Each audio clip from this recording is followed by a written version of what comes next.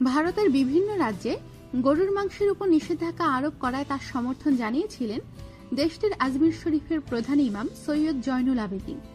গরুর মাংস থেকে মুসলমানদের ঘুরে থাকারও পরামর্শ দিয়েছিলেন।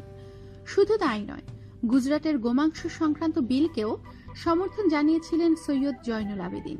এসব কারণে বুধবার আজমির শরীফের প্রধান থেকে সরিয়ে দেয়া হল জয়নুল আবেদিনকে।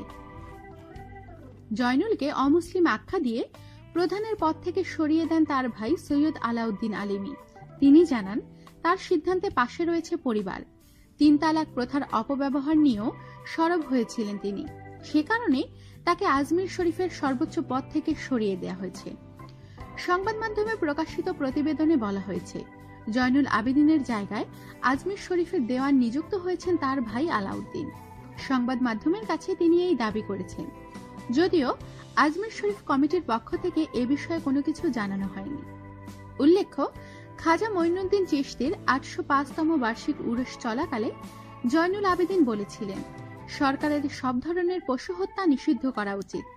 একই সঙ্গে সাম্প্রদায়িক সম্প্রীতির স্বার্থে গরুর মাংস বিক্রি নিষিদ্ধ করার পক্ষেও সরব হয়েছিলেন। তিনি বলেছিলেন, সাম্প্রদায়িক সম্প্রীতির স্বার্থে পশু হত্যা থেকে দূরে থাকা ও গরুর মাংস না খাওয়ার সিদ্ধান্ত নিয়ে সদর্থক দৃষ্টান্ত স্থাপন করা উচিত মুসলমানদের। তিনি বলেছিলেন, গরুকে জাতীয় পশু ঘোষণা করা উচিত ভারতীয় কেন্দ্রীয় সরকারের। জয়নুল আবেদিন জানান, এরপর থেকে তিনি ও তার পরিবার গরুর মাংস ভক্ষণ করবেন না। তিনি ৩ তালাক প্রথার অপব্যবহার নিয়েও সরব হয়েছিলেন। বলেন, একসঙ্গে তালাক 3 বার বলে বিবাহ বিচ্ছেদ ধর্মীয়ভাবে বৈধ প্রথা নয়। একটি সুনির্দিষ্ট সময়ের ব্যবধান রেখে 3 তালাক দিতে হয়। আমাদের সাথেই থাকুন আর সাবস্ক্রাইব করুন।